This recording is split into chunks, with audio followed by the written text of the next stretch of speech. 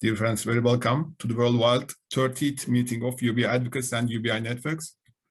Today, in our agenda, we have an interesting presentation by our dear friend Paul Rose from Australia. He's the founder of, one of the co-founders of the Universal Empowerment Organization and the Citizens Dividend Organization, both in Australia. His topic will be optimizationism, nature's optimal business plan for society. Of course, after this agenda item, if there are any, we would like to hear news from working groups and news from UBI advocates and UBI networks. Dear friends, do you agree with our agenda of today? Would you like to add or modify any of the agenda items? Okay, then we can continue like this. Dear Paul, so the word is yours.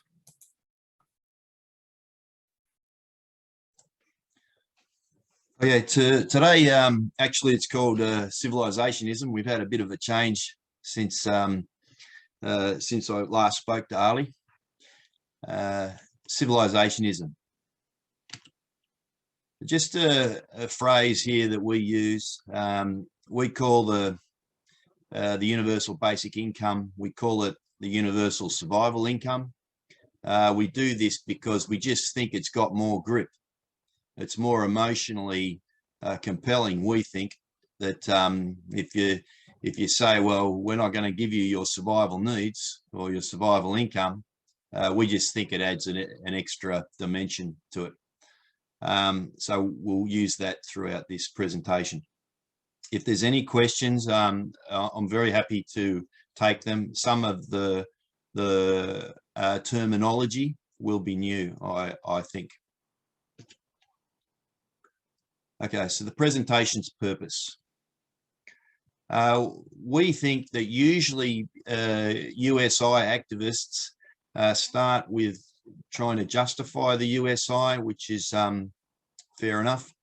But what we do is we take a step back from that and we seek to contextualize the USI within an overarching, nature justifiable, what we call universal empowerment infrastructure framework. So we're going to keep coming back to this universal empowerment infrastructure, UEI.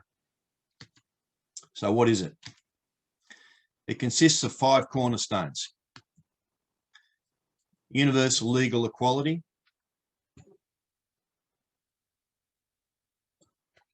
Sorry, just a moment.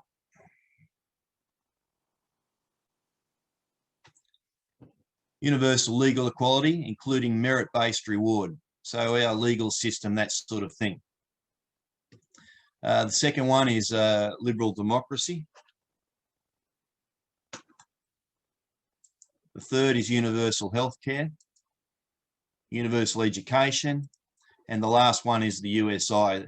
The diagram here is something that Robin did, and he converted it for us. Of course, we see and probably everyone here does see the USI, the UBI, as infrastructure for achieving all of the sustainable development goals. It's a prerequisite, we would say, to achieving them.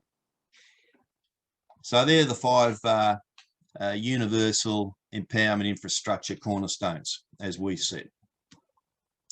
So in Australia, we're very lucky, as in most Western countries. We have the first 4, and the US is sort of a laggard, you know, it seems, on a couple of them, and hence we believe that's the reason they have a disproportionate social problems. No matter that they're very wealthy, they're lacking in these cornerstones, we think. So in Australia, instead of the USI, like most Western countries, we have a second best substitute, the universal minimum wage. In our understanding of most USI activists, they don't see it in the same way as this. They don't see the USI as, or the universal minimum wage as a substitute for the USI. So this is a a point of difference that we have. We see the USI as, you know, I mean, the universal minimum wage is supposed to prevent exploitation. We don't think it does that. We think the USI does. So we think this has been a mistake. Anyway, there'll be more on that later. In any case, the extent we have these UEI, these universal empowerment infrastructure cornerstones, they have evolved as our societies have evolved. So, what is society? In nature, society is a survival reproduction facilitator. We see society as, you know, there's many constructs which are human metaphors or human concepts, but we see society as a nature construct. It's not a human concept, it's a nature construct. So from bacteria to sentient animals, a society represents cooperation between individuals that helps the collective survival reproduction compete. So what's different about sentient animal societies? Well, we got rules. I hope you enjoy the kangaroo. With love from Australia. And of course, we need the basics. Healthcare. So, you know, they might be licking some nits away from the fur or something like that in this picture, and a bit of education and some respect, some interaction. So does this remind you of anything? I hope so. I hope it reminds you of the universal empowerment infrastructure. And so what we're saying is that these things are natural, and if you don't have them, then you're contradicting nature. And this is our problem. So what's different about human societies? We have a perfect storm. So here we go. We are facing a perfect storm of culminating, exponentiating socio-econo-enviro catastrophes. And this perfect storm is entirely of our own making. So how do we solve it? Regarding the socio-econo-enviro, if we take them individually, the socio is societally internal, which makes sense, doesn't it? The unemployment, oh, sorry, that's probably a bad one to choose. But anyway, the mental illness and other things like that, domestic violence, suicide. The econo is predominantly internal and is a subset of the socio. We have it seems to be switched around. We seem to be, you know, people or governments and want us to live for the economy, but you know, we all know that if we think about it, the economy has to be for the society's benefit, has to be for the benefit of socio, otherwise there's no point to it. So we see it as a subset of the socio. The enviro, on the other hand, is external. We see it as there's two parts to the environment. One is the natural environment, but the other is the geopolitical environment. For instance, we're having, you know, there's some there's various regimes around the world which perhaps causing us problems. Thus, the solution to our perfect storm devolves to the optimal socio-infrastructure. So how did we stray from this optimal infrastructure, or how have we failed to achieve it?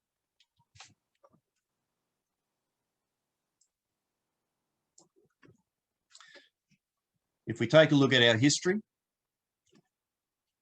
first, originally, similar to most sentient animals, people lived amongst individuals who all knew each other. If you imagine a tribal situation, hunters and gatherers, everybody knew each other. So there wasn't so much need for for laws, but we had the technology, or we discovered the technology of farming, and then we settled. And as a result of that, we grew much larger, and we became societies of strangers. So we believe that this was a critical juncture, and with the societies of strangers, we needed something called government. Before that, you could, everybody knew each other, and of course you would have a leader within your society, but you knew that person, and anyway, it was a bit different. Now with government, you have things like uniforms, so it's not the person you respect, it's the position of that person. You might not even know that person, but they have a police uniform on, and so you respect the uniform. There also arose morality-based religions. We don't think this was a coincidence, but of course, anyway. So next, people started to becoming domesticated, or what we call civilized, and their ability to live in the wild decreased. So when this started to happen, governments had a moral responsibility, whether they realized that, or whether they cared about it, or whether they, or not. We believe that that's what happened. And then lastly, lastly in this simple demonstration, there began the Industrial Revolution. Now, a lot of people talk about the Industrial Revolution. We know it was a scientific revolution and that sort of thing, but we believe most of all it was a social revolution. So subsistence farmers were drawn off their farms into factories. There was transition from producing precisely what you needed for yourself and maybe for your neighbours, to specialisation. So instead of making food, you were making clothes for other people and getting an income, a money income.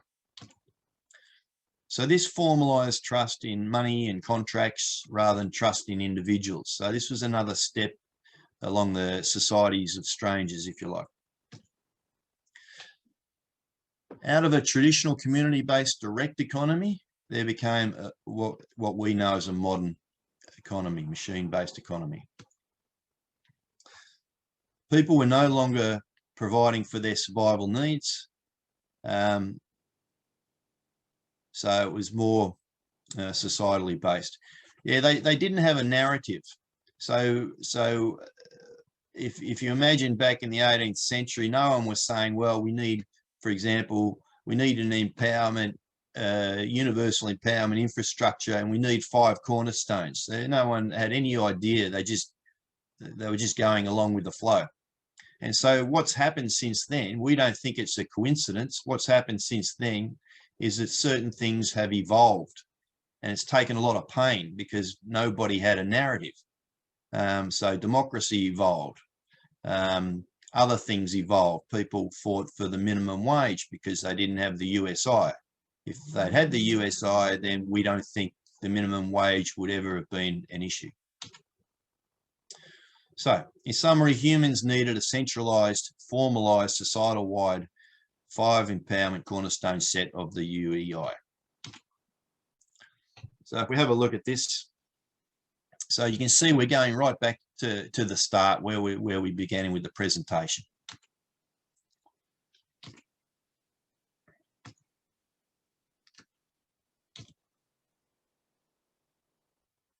We've put in compulsory voting down the bottom. I know a lot of countries don't have it.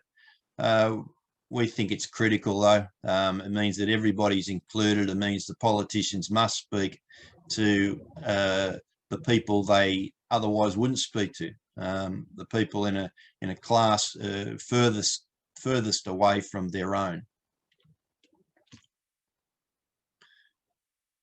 So if we look at the benefits, This gets a little bit philosophical. It allows and promotes societally contributive self-actualization. If you consider Maslow's laws or Maslow's pyramid, self-actualization is the pinnacle, and this is what it does. So at the moment, most people spend most of their time thinking about doing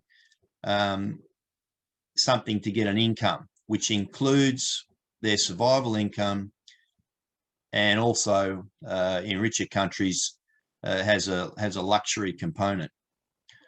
But it's sort of a waste, we think, for every single person to be individually thinking about their own survival income.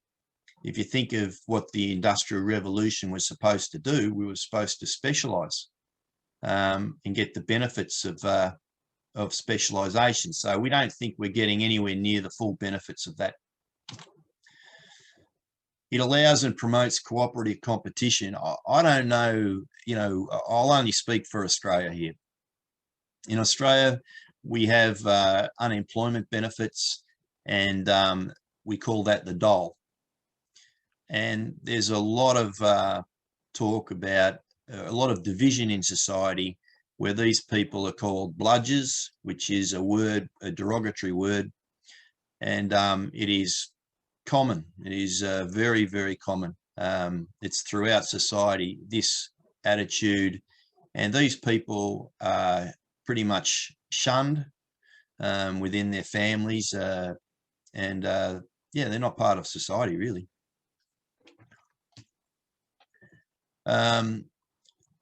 This infrastructure constitutes universalism. So this is, we believe that this can be summed up as just universalism. And this is we think this is a different paradigm. And, it seems like the whole world is trapped in this left-right paradigm. I know that it's often used in the UBI USI movement to say, well, we're not left, we're not right, we're forward, or something like that. But we think this is a completely different paradigm. That's what we think. We think this is a different paradigm, and we're calling it civilizationism. It's got nothing to do with left and right. It's a different thing. Rather than a societal vision of jobs, jobs, jobs, we call it Triple J. This the UEI framework promotes the societal vision of universal, sustainable stability, prosperity, maximization. So this is a vision. This is a mission statement for society, potentially. And we believe that we actually have a lot more faith in the USI. We believe it's much more powerful than even possibly most other people in the UBI USI activist movement. We believe that if it's implemented along with the other four cornerstones, that all our socio-econo-enviro problems will become manageable. So, the crux of this, the USI is essentially natural. That's what we're saying. The USI should have already evolved. It should have been one of the first things. I mean, obviously, well, I mean, a lot of countries, people will sell their vote, won't they? They'll, they're so poor that they'll sell their vote for food or something like that. It hasn't evolved because instead we've got this minimum wage that's sort of blocked things up. The USI's absence is a contradiction. So it's a contradiction in nature, and this is what's producing this perfect storm of problems. So how can we best market the USI? Currently, while there's quite a bit of attention paid to the universal aspect of it, we think that it's also being stuck in this left-right paradigm, especially on the left, where it's also being attacked. So we believe the best way to market the USI is to do what it should be. It's universal, so we should market it in a bipartisan fashion. How do we do this?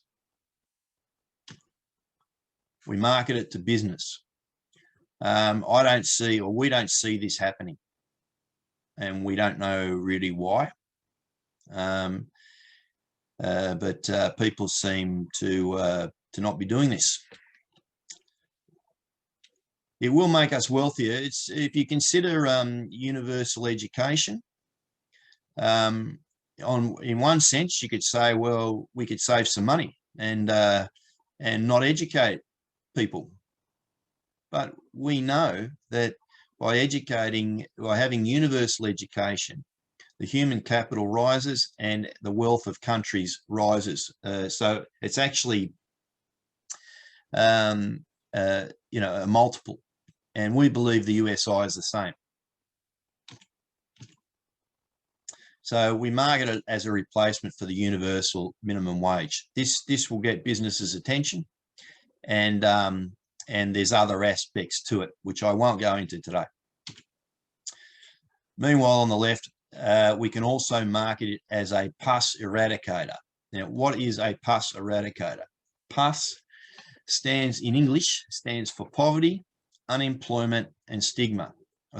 We spoke just previously about the stigmatization of receiving welfare. We believe that the USI is not welfare. We believe it is infrastructure. So whereas unemployment benefits are one-way welfare, the USI is two-way infrastructure. Society pays for it, but the benefits to society rebound in multiple. So what is full employment? Everyone who wants paid work at the going rate can get paid work. So yeah, you take away the minimum wage and it can float, and supply can equal demand, just like it does in the capital market, in the foreign exchange market. So your currency, a lot of the Western countries have a floating exchange rate these days. So since the Industrial Revolution, how have first world human societies evolved?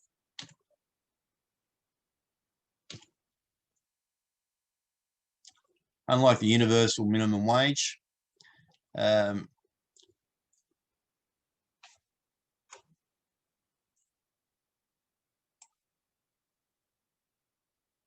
okay, so we said that it'll pay for itself in multiples. Now, this is Australian figures. This is sort of pointless, I guess, but we pay about half of what the transfer required for a USI. We pay about half of it already in our welfare system.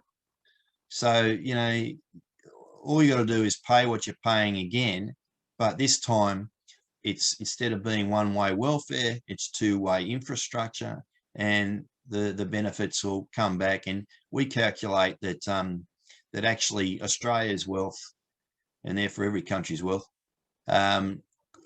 would be at least twice as much.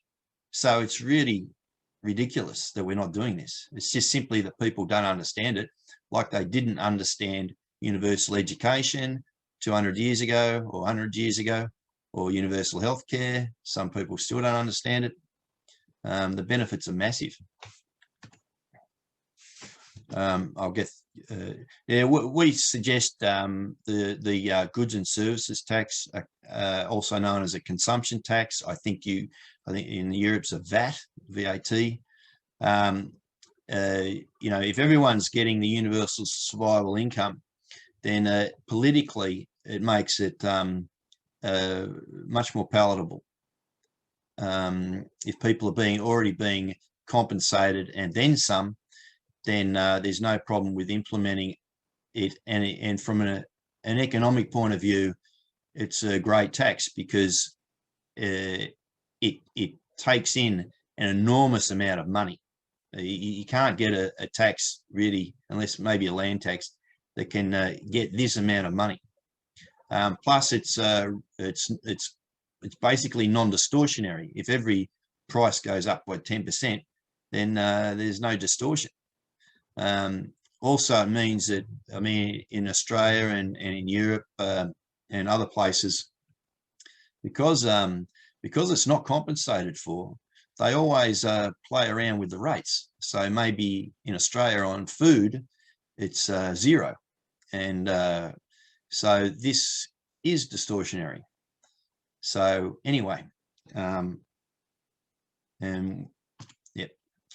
So this is just to end this off. This is the commitment, or this is the ambition that that our organisation has. We last had a federal election in 2019 in Australia. This, as I said last time, the USI is not on the horizon at all. It's there is no party in Australia that has it as its signature policy. Even a minor party, there's none. Some of them sort of, pretend to have it, but they don't talk about it. So we're hopeful of making this an election issue next year, and hopefully we'll get it in pretty soon after that. So this is the details of our organisation, and you're very welcome to send us an email if you like, or connect with us. Thank you. That's it.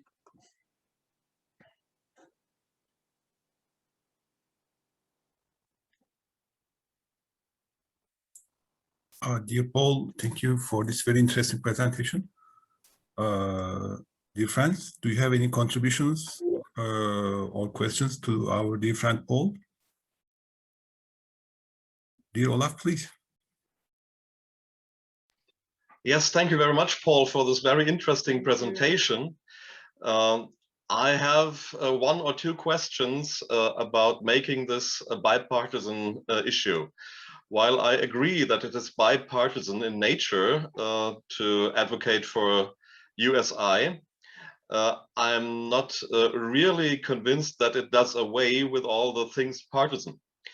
I think that still the class struggle and the left-right division will be a matter even after introducing USI. And the second thought that I had is that if you're stressing in marketing the USI that it is a better method of distributing the wealth and making us all wealthier than the minimum wage is, then it will not resound well with the left side. Perhaps you have to know that I'm a left politician myself.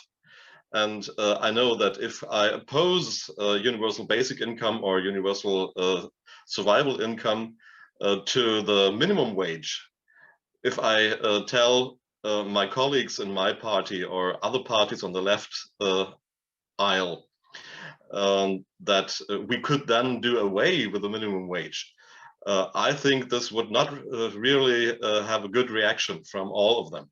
So if you're saying marketing USI is at one point on the left side by comparing it to the minimum wage system, I do not think that's really a wise method to advocate for it. And I also do not think that it's really connected, because the minimum wage is a legal obligation for the employers, and the employers have to meet this task.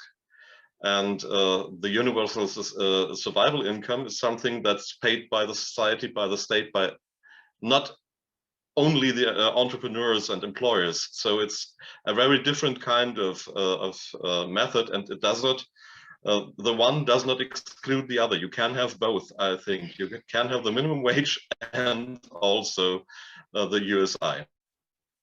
Would you like to add something? Yeah, sorry, my English is not the best, but I would agree with Paul in certain ways. The universal sustainable Nee, survival income? Nee, the Minimum wage? Minimum wage is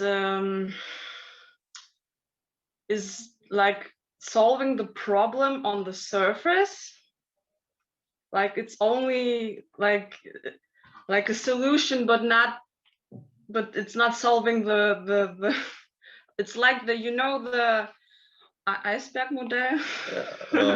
Tip of the iceberg, and the what's below the yeah, below the surface is 9/10 of the iceberg. Yes. Yes. So, and USI would solve the Only at the 10% at the top and not the 90% problems below the surface. Yes, that's correct. So like there is Yeah. yeah, It wouldn't. I think what you're saying is it wouldn't solve the underlying problems. I think the underlying problems, which minimum wage is only solving the problems on the surface. She is agreeing with you on that topic. Yes, thank you very much for agreeing with me. I appreciate that, especially having someone on your side, on that side of the world. You can probably yeah, anyway. What I'll say is that I look, I certainly see your point. This, I mean, what the point that you made, Olive, is the point. I mean, it's always that way in every sort of discussion. So it's going to be difficult. There's no two ways about it. But at the moment, we're not getting any traction. That's what I see in Australia. I don't know, over there. And I believe this is the reason. The thing is that, and this is what Laura was saying, I think, is that everybody needs a survival income.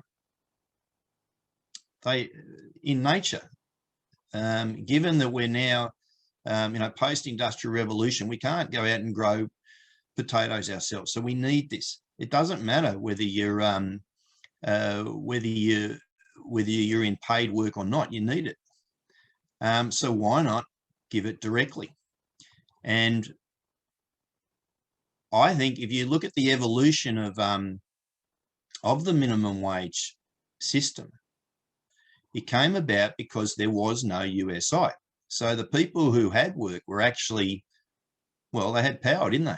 They were privileged. I mean, if a person who didn't have work went out on strike, it would have had no effect.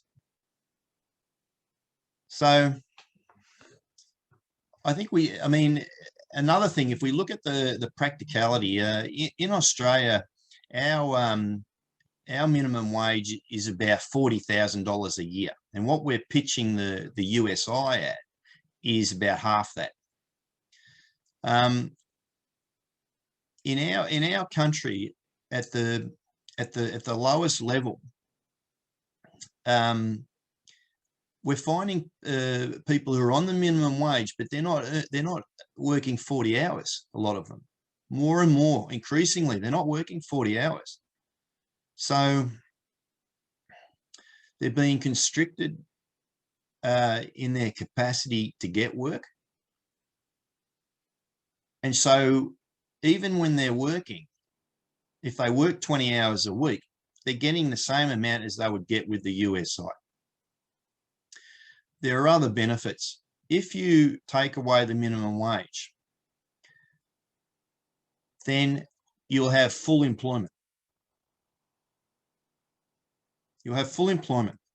Now, that has incredible flow-on effects, because that alone, if you have full employment, that alone means that exploitation is very difficult, and it's a natural thing. You don't need legislation. It's simply that if you do not have the right culture in your business, people will leave because they can. They can get a job. Plus, it will bid up wages. So these types of things are, we think, not to be discounted. In terms of the marketing, yeah, you'll lose some on the left, but you know, on the left, I mean, in Australia, the biggest, the left mainly support the job guarantee. I don't know how big that is in your countries, but in Australia, the job guarantee has got a lot of support on the left. And, you know, in comparison, the USI has almost zero. So I don't know. I think it's worth making it bipartisan. And in the end, I'm sure the workers, a person on a minimum wage now, getting an extra $20,000 plus the exploitation decreasing, plus being able to get another job easily. I think there's going to be people are going to be very happy about that. Plus, the people on the minimum wage now, their wage will not go down. Anyway. Thank you, dear Paul. Dear Paul, there are 3 questions. Dear Free, would you please unmute yourself? Okay. Yes, thank you, Paul, for this very deep thinking presentation. I like it very much. I have a question about the universal minimum wage in Australia. You mentioned this phrase. Do you mean you have the uniform amount for all in the whole country, or you mean in every places they have the right to the minimum wage? I mean, which one do you mean universal? Thank you. There's a legal requirement. So I use it loosely because, for example, you know, young people have a lower minimum wage, but it's universal in the sense that it's illegal to pay people less than the minimum wage. So currently, the minimum wage in Australia is, in terms of US dollars, about 15, I guess, 15 US dollars. So it's illegal to pay somebody less than that. Does that answer your question? Yeah. So it's the whole country, right? Yes, that's correct. For the whole country. Yeah. Okay. For the whole okay. country. Thank you. Dear Free, I understand your question like this. It doesn't change from region to region. The amount is valid for the whole country. Yes, that's correct. Yeah. Thank you very much, dear friends. Let's continue with dear Valeria. Yes, hello. Can you hear me? Yes, please continue. Hello, everyone, and thank you, Ross. It was very interesting. I put in chat also the sentence, which is the core of my comment, not so much the question. And this is that in your historical perspective, we should also see that this history and this system was built mainly by men. And that the main problem here, what you are talking is still fixing the problem only for men, not regarding the problem of women. And it's a half of population. So you see, minimum wage was always considered only as a male, I don't know, law. And I believe that basic income or sustainable basic income can be really beneficial also for women, and seeing is as their minimum wage. So what I'm saying is that in Slovenia, I will never oppose the law on minimum wage, which we have, by the way, which we do have it. But I will always incorporate the concept of minimum wage when fighting for universal basic income. I would only say, well, you see, in history, we already had a very successful fight, but it was only successful for half of population. So let's we continue it and make it really universal. So that's all. Thank you.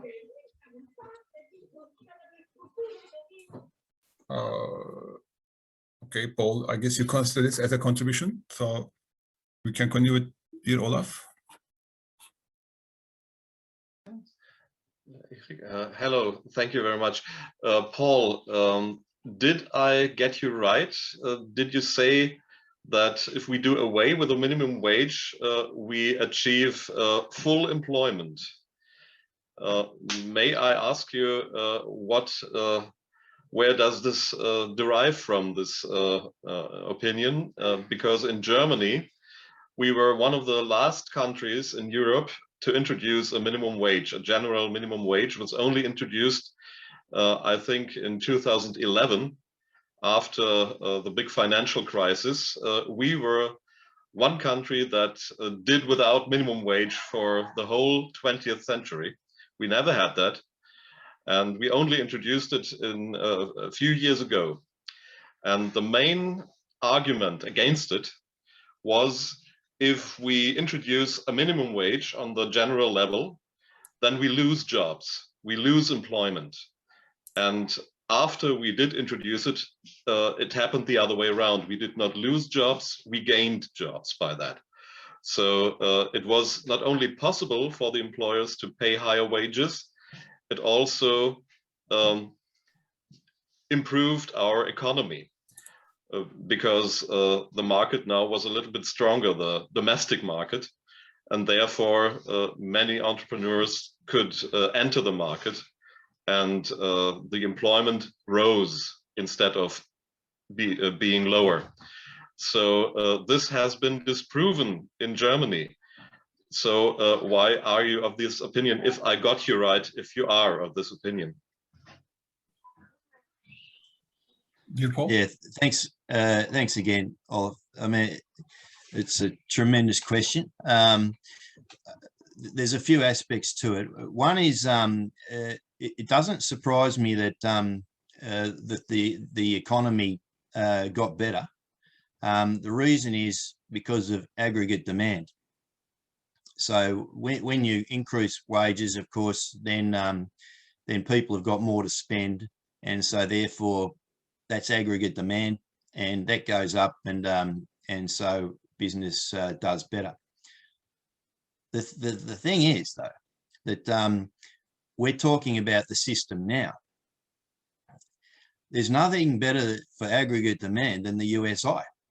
So, you know, comparing what happened in Germany when they let's say put up wages, that increase in aggregate demand is insignificant compared to the increase that's going to happen when we put in the USI.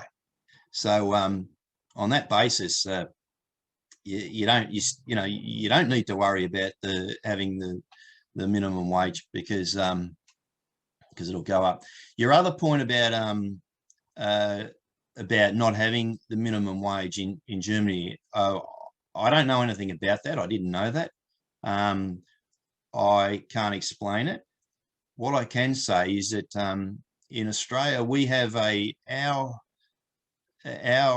economy currently has about 13 million employees, people who are registered working in paid work. We have about 5.7 million volunteers. Now, if that sinks in, you know, like, a volunteer is someone who's earning 0.00 per hour. So on the one hand, we've got a minimum wage, which is $19.84. Can you believe it? It's Orwellian. It's $19.84. And so you cannot pay anything between 1 cent and $19.83 per hour. So we have all these people, 5.7 million of them, as volunteers. Now, pretty obviously, if you didn't have the minimum wage, a lot of those, most of those perhaps, would be earning something. It might be $10, it might be $5, I don't know. But even 50 cents is better than zero.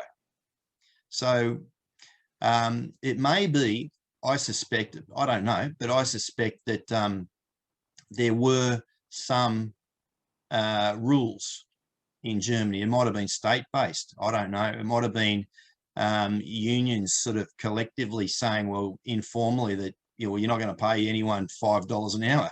So I don't know how that worked.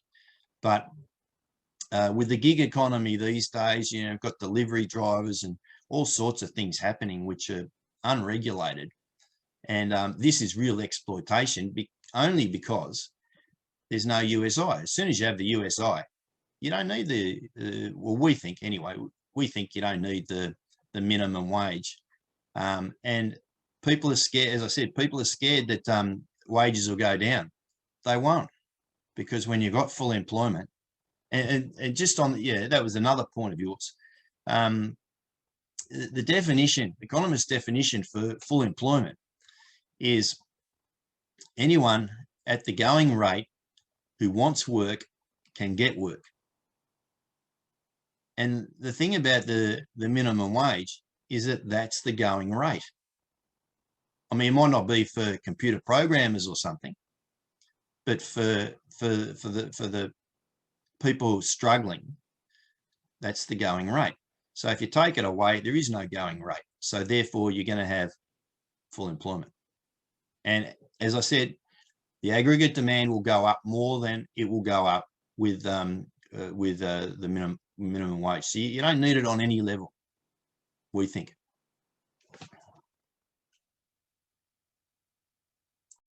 Thank you, Paul. Thank you, Olaf. Dear Eric, and afterwards, dear Annie. First, Eric. Please, Eric, please unmute yourself. Yeah, hello to everybody. Thank you very much, Paul. That was really great, very high quality, your presentation. Thanks a lot. Now, I agree many things with you, almost in everything. I agree with you, but I want to ask you some few questions. The one, what do you think about Stephen Keen, the Australian economist, who proposed a release of all the debts of all countries, poor or rich, worldwide? What do you think about his idea? This is one question. Another one was the division of work, as you described it, settlements and so on, in the evolution of the division of work. There, I would not exactly always agree with you, because have you heard about this guy, Australian guy, who went from Mongolia to Hungary by horse? Have you heard about him?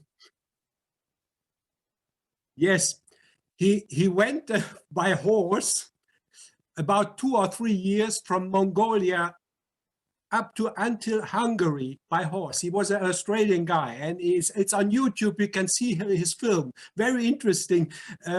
What he was trying to say, what he was trying to make clear, that the evolution of work is a little bit more complicated. That it means not always the settlements are not always a sign of a very high culture or civilization. So nomad tribes could also have a very high level of civilization. So my last question was, do you know there is an environmental group in Australia called Save the Rainforest?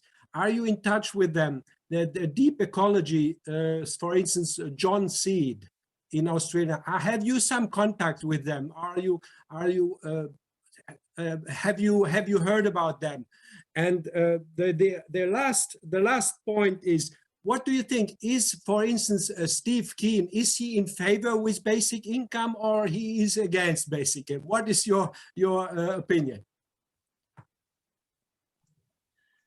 Thanks, Eric. I'm laughing or smiling because I know Steve Keen. He, I was doing a PhD in economics, which I didn't complete, and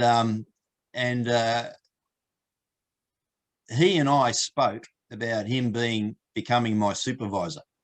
So, but I haven't seen him for a long time. That was 20 years ago.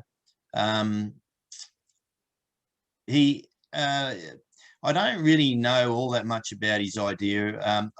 I know he said some things, as you say, regarding countries. Personally, I mean, my field when I was doing the PhD was in currency, you know, the currency exchange. So so that has a lot of bearing on it. I mean, the problem is that, you know, if countries borrow in one currency that's not their own, and then you know, something beyond everyone's control really changes that currency. I mean, we had a disastrous situation, for example, back in the 80s in Indonesia, in particular. I mean, all over Asia. I mean, you know, their currency dropped to something like 17% or 7% overnight against the US dollar. So, you know, you go to work, everything's the same, except that you've been hit like that. So, so I think there are other means, and maybe we've got to do something along the lines of what Steve's saying as a one-off. But I don't really know. I'd have to go into it more. So sorry, I can't really talk about that. The guy in Mongolia, I don't know about that. It's you know, we've got a lot of crazy people here, so yeah. I'm one of them, I guess. Yeah, so, it took about 4 years or 3 years from Ulaanbaatar and up to Budapest. 2 or 3 years, and once he went back because there was an accident, and then he went back home. But he did it in 3 or 4 years, the whole trip by horse. Wow. Yeah. And I certainly take your point on the nomad societies. I mean, really, you know, it was that sort of progression demonstration or presentation. Yeah, it's pretty loose. So you definitely, yeah, I take your point there. The Mongols were pretty impressive, weren't they? For example. There was some other points. Yeah, there was the last. Are you in contact with these environmental groups? Saving the rainforest, the deep ecology. Do you know John Seed, for instance? Is he famous to you? Or I just only ask you, how is there a connection, the basic income movement and the environmentalists in Australia? Is there a connection there? Oh well, on that broader point, the Greens Party here nominally has the USI as part of their policy, but they're in favour of the job guarantee, and you know, really, it's just something that's, you know, they can say yeah to, but they don't push it or anything. They don't really believe in it. Okay, thank you very much. Thank you. And just that person's name, Eric, if you like, you could send me an email, because yes, I'm curious about it. I don't know the spelling. I sent you an email. I've mentioned him several times. It's Deep Ecology, John Seed. He's quite famous in Australia, not only in Australia. But I sent you an email. Thank you. That'll be great. Thanks. Thank you, Eric. Thank you, Paul. And dear any, but where is any? Okay, here. Dear any, please unmute yourself. Okay, we can hear you. I want to go back to the labour market. And the first thing is to mention that in labour theory, you've got a concept of the reservation wage, which is the wage level below which it's not worth working. And that's what actually produced the effect when you introduce a minimum wage.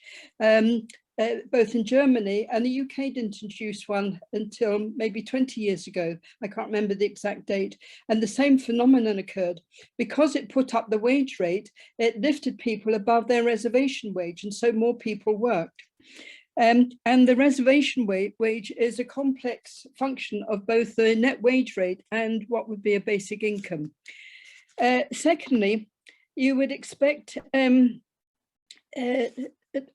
once a basic income is introduced, you would expect there to be changes in the wage rates. So for instance, comfortable, satisfying jobs, the wage rates would drop, and for horrible, nasty jobs, the wage rates would rise because people have choice about whether to work in them or not.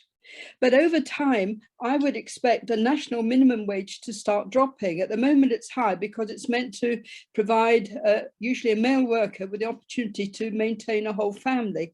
And that won't be necessary. Once you've got a basic income, not just for one person, but for a whole family, then the national minimum wage could drop. And you would expect it to be a lot smaller than it is at the moment. And there may be reasons why you need a small one in the end, but I'm not a specialist in that area. Another thing is that certainly for me as a woman, the system that has helped women is our social assistance system. Now, in Britain, this is based on a means-tested benefit system, and it's got lots of structural flaws in it, which make life very difficult. But it's worth noting that certainly in the UK, there's something like 7 million working age adults who are classed as economically inactive. Now, 7 million is about 11% of the whole population, be a greater percent of the working population. 7 out of 53 is about 1 in 8. So it's an enormous number of economically inactive people for whom a job guarantee isn't relevant. And so, and in fact, the social assistance system is meant to cater for them, but in fact, it does very badly. One of the things as a result of the pandemic is that it exposed the enormous holes in our so-called safety net, and also the fact that our tax system is a leaky bucket, not collecting much revenue, but leaking it out to rich people in particular. And my last point is to say, Paul, you didn't actually mention the change in the labour market. We're in a post-industrial revolution now. We've got a lot more automation and artificial intelligence, and this is likely to increase. So are there going to be the jobs for people? People will create their own jobs. They'll do their own self-provisioning. They will do a lot more social activity because people like to work together. But will there actually be the paid jobs? And how long will it take? We don't really know, but I wondered what your comment would be. Thanks. Thanks, Annie. That was a lot as well. Actually, one of the things you said sort of catapulted me back to what Olive was saying when the so if I could just address that, when you said that you put in the minimum wage and yeah, I mean, things that unexpected happen. I think that relates to what Annie's just said in that there's a welfare to work distortion. I don't know whether you use that phrase, but the welfare to work distortion. The idea is that if you don't have paid work, then you're on welfare. But as soon as you get paid work, you lose the welfare. So it's not really, often it's not really worth your while to do that. If you're earning $1,000 a week on or whatever, $1,000 a month on welfare, and you get a job and you're going to get $1,500 a month, you're really only making 500, so it's might not be worth your while. Of course, this welfare to work distortion doesn't happen with the USI.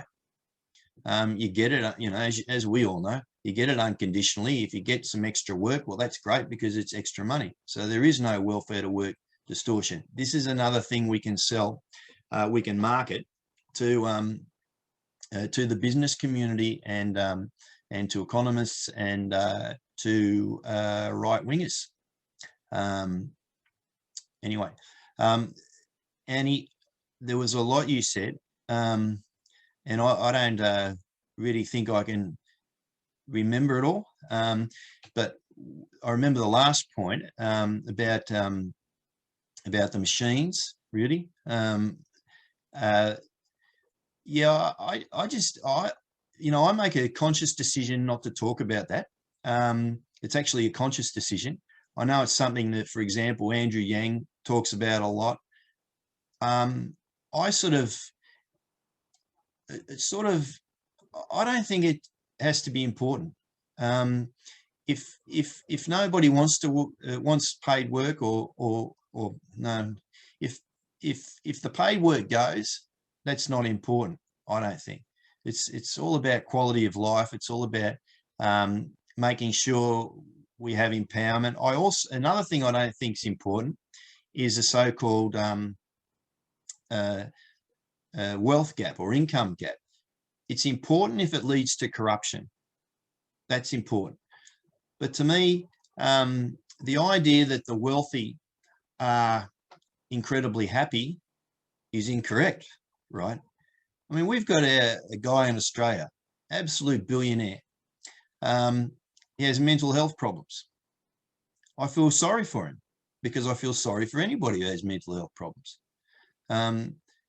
But as long as you've got enough, and you're empowered. I mean, this whole presentation was about universal empowerment.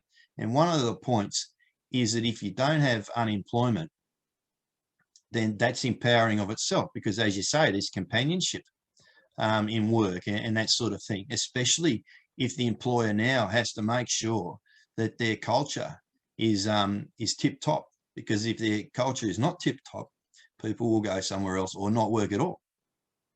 Was there anything else there?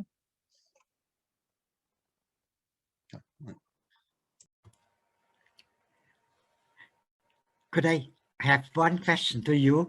Have you also think about a radical reduction of working time to distribute paid work to more with a lower number per week?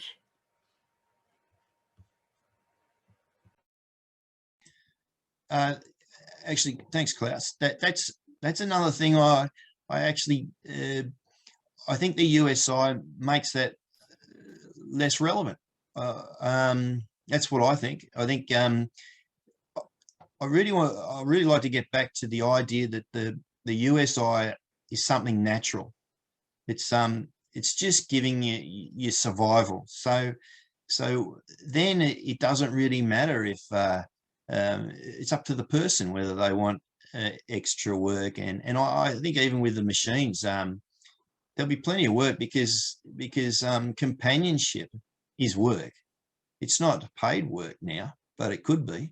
And actually, in some sense, it is. For example, for the disabled, often disabled people will say their best friend is their carer, who they might not know otherwise.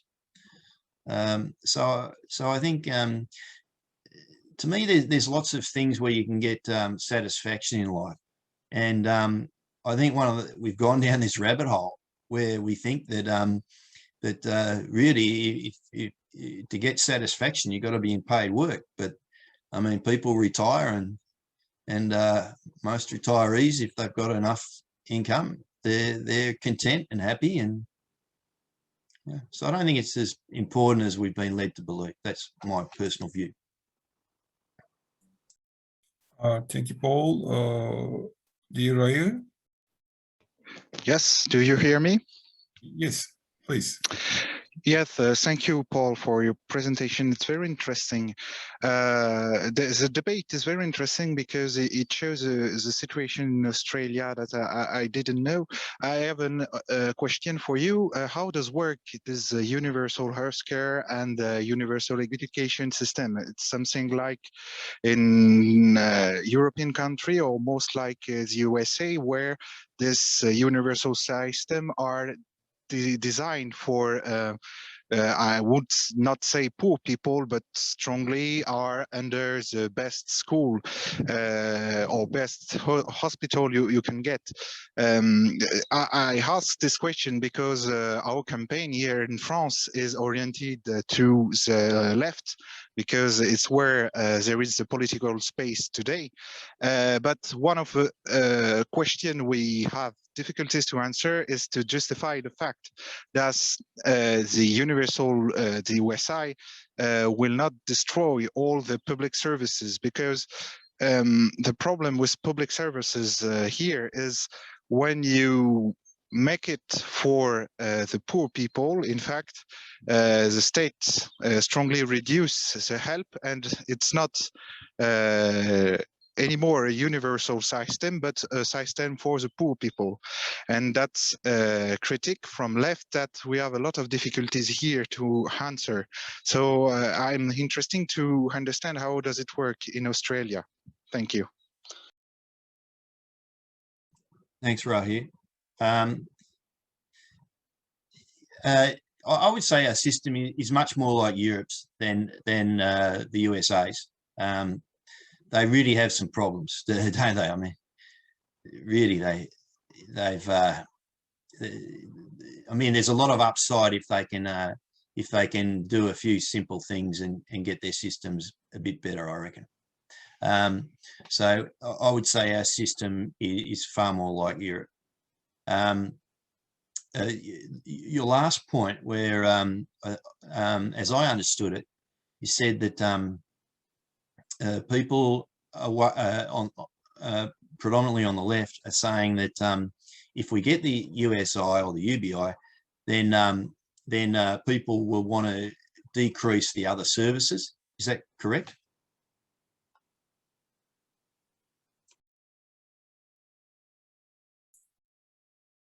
Do you read? Well, I think this is one reason to have the 5 cornerstone empowerment infrastructure framework. So therefore, front and center, you're saying, well, this is what we need. And so there's no ambiguousness. There's no room for misunderstanding. We need the 5 cornerstones, all of them. Okay, thank you, dear Paul. Now for you, please. Amit, okay. Yes, if I'm allowed, I have 2 more small questions to ask Paul. First one, you mentioned if we want to make the idea of UBI come true, USI, we need some tax reform. The first one you mentioned, the threshold, tax-free threshold. How much is it in Australia? The second one, I want to know that you mentioned the SG system from 10% to 20%. What's that? Can you describe briefly for us? Thank you very much. Yeah, the first, as I recall, the first $18,200 that you earn in Australia, so which is almost the same as what we're pitching the USI at, is tax-free, and then it goes progressively up from there. So the first $18,000, let's say, you don't pay tax on. So what we're suggesting is that with the USI, people would pay tax on their first dollar that they earn after that. Regarding the GST is like, it's good, it stands for Goods and Services Tax. It's like the VAT, Value Added Tax. It's also called a consumption tax. And yeah, currently in Australia, it's not full breadth, so it's not on everything. And this is because of the political problems with it, which creates distortions, which loses wealth for our society. And we're, so actually it's, it gets about 10% tax on all of Australia's consumption would get about $100 billion. Currently gets about 60 billion because of the exceptions. So you can see we lose 40 billion, you know, and that's a massive, it's a loss of revenue, but it's also a massive distortion because all these things have gone up by 10% and other things that haven't gone up by anything. That changes. I mean, the whole idea of the market system is that there's supposed to be a price signal. And so they're messing with the price signal. If you put everything up by 10% or 20%, it keeps the price signal in relatively the same. If you only put some of it up by 10%, it messes around with the allocation of resources. So that in itself is a cost. So anyway, if we put it up to from 10% to 20%, at the moment, as I say, we're getting about 60 billion. We'd get 200 billion if it was a full breadth GST. Is that enough? Yeah, thank you very much.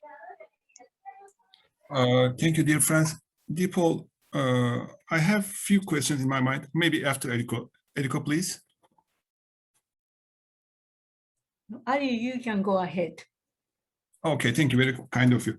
Dear Eriko, the first issue is regarding the minimum wage policy. And you also mentioned the automation issue. So automation is mostly eliminating the jobs with minimum wages. So this is one thing. The second thing is the labor market is very interesting. Even, I mean, considering the case in Turkey, even the new engineers with a university degree, undergraduate degree, yeah, they are almost starting with wages like minimum wage. Very, very interesting. I mean, minimum wage is becoming like a regular wage. So the first issue is the people who are receiving minimum wage are mostly being eliminated because of the automation. Second issue is the more qualified people with university degrees or other qualifications, they start to earn less and their purchasing power is reducing also. So there is a automatical elimination of the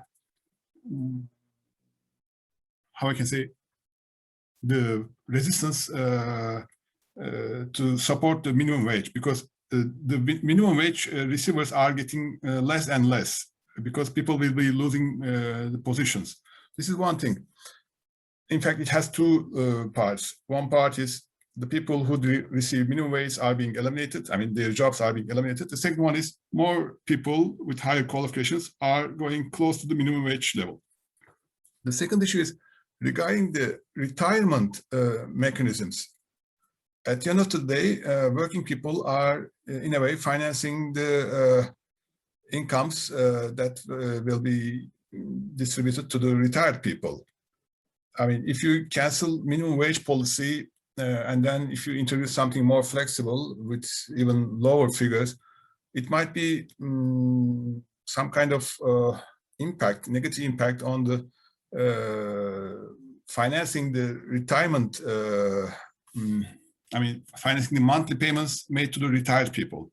So this is also something that may introduce complications. I couldn't have answers in my mind, and that's why I would like to put it on the table. If you do comment on these issues, it will be very kind of you. Thank you very much. Thanks, Ali. Yeah, one thing I didn't speak at all about today is that in Australia, and I'm sure it's the same here, around the world, we have the jobs that create things that we actually want. So we have things like, we have jobs that create food and cars and electronics and housing and stuff like that, and healthcare and education, all those sorts of things. But we also have two other types of jobs. And we believe that it accounts in the Australian economy for about half of it. So these other jobs include the jobs for jobs' sake. So jobs for jobs sake. What this means is that because we have the minimum wage, which we argue creates unemployment, and this comes into your point, Ali, because in Australia, the people on the minimum wage, it's about 20% of the workforce. So if you consider that 20% is exactly on the minimum wage, what that means is that if you didn't have the minimum wage, almost 20% would be below it. Now that's terrible, unless you have the USI. If you have the USI, there's no problem. Now this is a distortion to the economy. The 20% on the minimum wage, there's a whole heap of jobs that would be there, but aren't because it's too expensive. I mean, you know, I've been an employer and I know that you do look at the wage. If the wage is just a little bit too much, you know, if you're not going to make, if you've got to pay $20 an hour and you're only going to make $15 an hour from that person, you're not going to employ them, right? Nobody is. It's like somebody who's not an employer just giving $5 away every hour just for fun. You're not going to do it. So so this shows that that there's that the minimum wage is causing unemployment. But the major point here, because there's unemployment, and this is how twisted and perverted it all becomes, because there's unemployment and because we're in a democracy, but even in non-democracies, there's enormous pressure. I mean, you just have to look at the riots in Iraq. So people rioting, the media say that it's because they don't have paid work. But we all know it's got nothing to do with they don't have paid work. They don't have a survival income. If they had the USI in Iraq, they wouldn't be rioting until that USI stopped. So it's got nothing to do with paid work. It's to do with survival income. But anyway, getting back to this point, because there's unemployment in our democracies or in our societies, the politicians have to create work. And we know that the government's not very good at entrepreneurialism. So what they do is they create jobs which aren't really producing anything or aren't producing what we want. And of course, the apex of this is communism. So anyway, in our versions, we have a lot of public service jobs in Australia, and you know, people doing bureaucracy and you know, getting pieces of paper from one thing, and you know, now this is not food, this is not housing, this is not cars, this is not electronics, it's nothing that we want. These people are being paid to do this, and that's coming out of taxes. So if you're worried about the financing of things that actually matter, cut out these jobs. So there's two types of jobs. There's, as I said, there's there's two types of distortionary jobs. There's the jobs for jobs sake ones, which I've mentioned. But then there's also what we call the triple M jobs, the managed, the manufactured mess jobs. Because we have, I'll say it again, the managed, the manufactured mess jobs, the triple M jobs. So you got the jobs for jobs sake, and then you got the triple M jobs. The triple M jobs come from, you know, we're having all these socio problems. So because people aren't self-actualizing in Maslow's curve, because they got to do all these dumb things like these silly jobs, or they're getting stigmatized because they don't have a job, or they're, you know, whatever, their life is just messed up because they don't have a survival income. Things like domestic violence happen, things like escapism, like, you know, drugs and alcohol, crime. I mean, a poor person has to jump through all the hoops to get their survival income, says, you know, I don't really feel part of this society. And, you know, maybe their IQ is 10 points lower than the average or 20 points lower than the average, and that's not their fault. And so therefore they go into crime. And it happens a lot. A lot of jails are full of people who their IQ is just, you know, just not capable of navigating the mess that we've created in this society. So therefore, we have these managed the manufactured mess. We have mental health professionals. We have a lot of people are obese because of stress. So we have, you know, other health professionals. We have lots of lawyers. We have lots of police. We have lots of prison, you know, I mean, it just goes on and on and on and on. So in Australia, as I say, we've got a workforce of about 13 million people.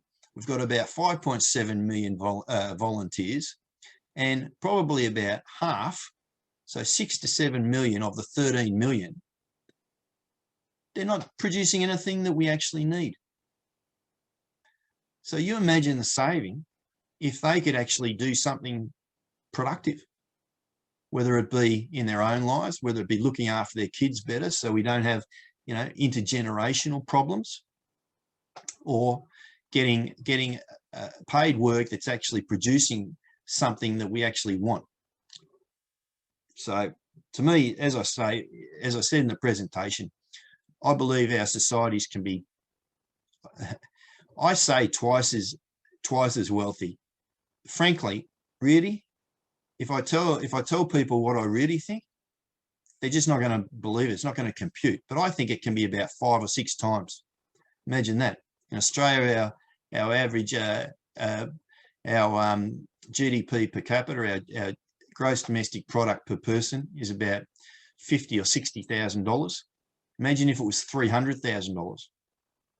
So that's what I think it can be if we have an efficient economy. So the economy, the way it should be, instead of having jobs for jobs' sake and these triple M jobs, it should be to manufacture the goods and services we desire.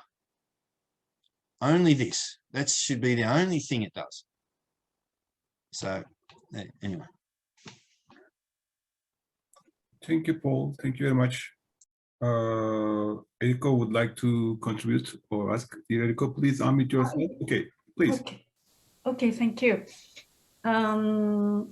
Yes, my question is, at the very end of your presentation, Paul, you talked about election, that perhaps connecting this UBI and UBI implementation to the politics. Would you tell me more about that, please? I mean, can you tell me more about it? I mean, so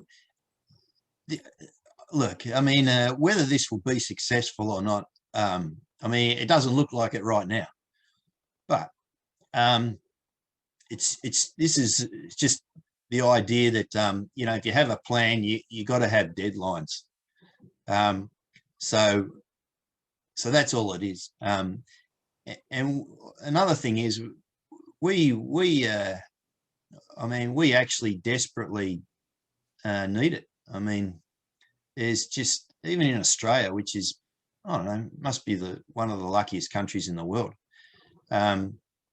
We have a lot of people who are homeless. We have, I would say we have about 25% of our population somehow suffering, unnecessarily suffering, I should say. So we really need to get this thing in. So we give ourselves an aim, and because of the election structure, we've been, you know, we've had that aim for almost 2 years. So it's just something to work towards, and everybody can see it, and we're accountable whether if it happens or not. Hopefully it helps us. That's all.